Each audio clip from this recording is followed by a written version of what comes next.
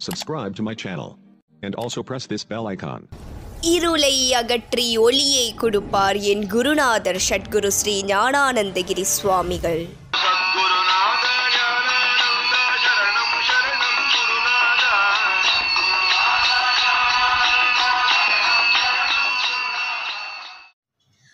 ஓம் நமோ பகவதே ஞானானந்தாய. சர்வபூத தயாபரன். தன்னை நாடி வந்த அன்பர்கள் அனைவருக்கும் அருளை வாரி வாரி வழங்கிய குருநாதர் மனிதர்களுக்கு மட்டுமல்லாமல் அனைத்து ஜீவன்களின் மீது அன்பை பொழிந்து எல்லா உயிர்களுக்கும் இரட்சகனாய் இருந்தார். அப்படிப்பட்ட நிகழ்ச்சிகளின் ஒன்றை பார்ப்போம்.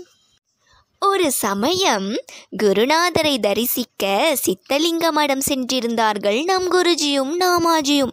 அந்த நாட்களில் சுவாமி சித்தலிங்க மடத்தில் தங்கி தபோவனத்தில் ஆசிரமம் அமைத்து கொண்டிருந்தார். கட்டுமான பணிகள் நடைபெற்று கொண்டிருந்த நேரம் அது. குருஜியும் நாமாஜியும் சென்றிருந்த தினம் காலை நேரம். சுவாமியுடன் பேசிக்கொண்டிருந்தார்கள் அவர்கள்.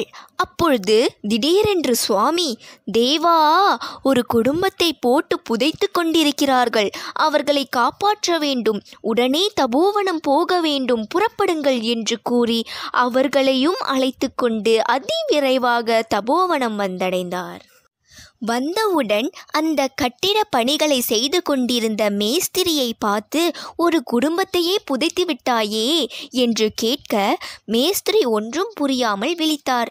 சுவாமி அப்போதுதான் கட்டப்பட்டிருந்த மதில் சுவரை காண்பித்து, இதை உடனே அப்புறப்படுத்து என்று சொன்னவுடன் சுவாமியின் பேச்சுக்கு மறுபேச்சில்லாமல் மேஸ்திரி கடப்பாறையை எடுத்து வந்து அந்த சுவரை இடிக்க முற்பட்டார். இதை கண்ட சுவாமி, பிறந்த குழந்தையை யாராவது கொல்வார்களா? கொஞ்சமாவது இரக்கம் வேண்டாமா? இதை இப்போதுதான் கட்டினாய், அதை இடிக்கப் போகிறாயே, இது சரியா என்று கோபித்து கொண்டார்.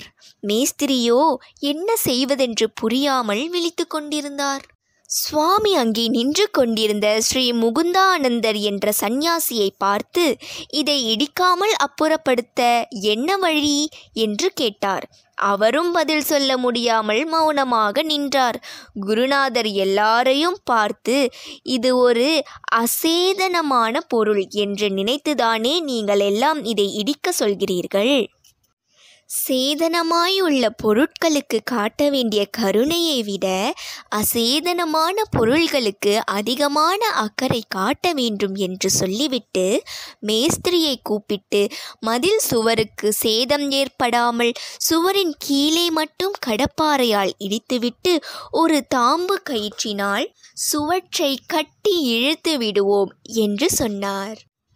அங்கிருந்த அனைவருமே அச்சமயம் சுவாமி சொன்னதை செயல்படுத்த முடியுமா என்ற சந்தேகத்துடன் ஒருவரை ஒருவர் பார்த்த வண்ணம் நின்றிருந்தார்கள்.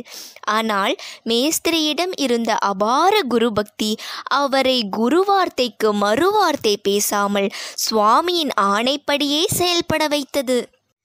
கடப்பாறையை கொண்டு சுவற்றின் கீழ்ப்பகுதியை மெதுவாக இடித்து முடித்தார். பிறகு அந்த சுவற்றை சுற்றும் அளவுக்கு வேண்டிய கயிறுகளை கொண்டு வந்து அந்த சுவற்றை சுற்றி கட்டி அங்கு இருந்தவர்கள் அனைவரும் சேர்ந்து சுவாமி சொல்படி இழுக்க கட்டப்பட்ட சுவர் எந்தவித சேதமுமின்றி நகர்த்தி வேறு இடத்தில் வைக்கப்பட்டது. சுவர் நகர்ந்ததுதான் தாமதம். அடுத்த நொடி அந்த இடத்தின் பள்ளத்தில் ஒரு மூலையிலிருந்து 2 பெரிய சர்ப்பங்கள் சில குட்டிகளுடன் வெளியே வந்தன.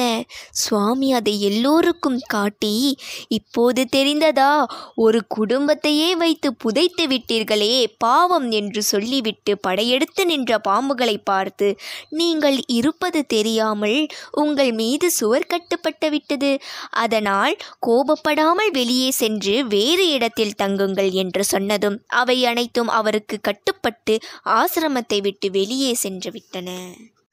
இவ்வாறு சகல உயிர்களிடத்திலும் அன்பு பொழிந்து சேதனமான பாம்பு போன்ற உயிரினங்கள் முதல் அசேதனமான சுவர் போன்ற பொருள்கள் வரை அனைத்தையும் வசப்படுத்தி தன் சொல்லிற்கு கட்டுப்படும்படி செய்த குருநாதரை சர்வபூத தயாபரர் என்று போற்றுதல் மிகையாகுமோ?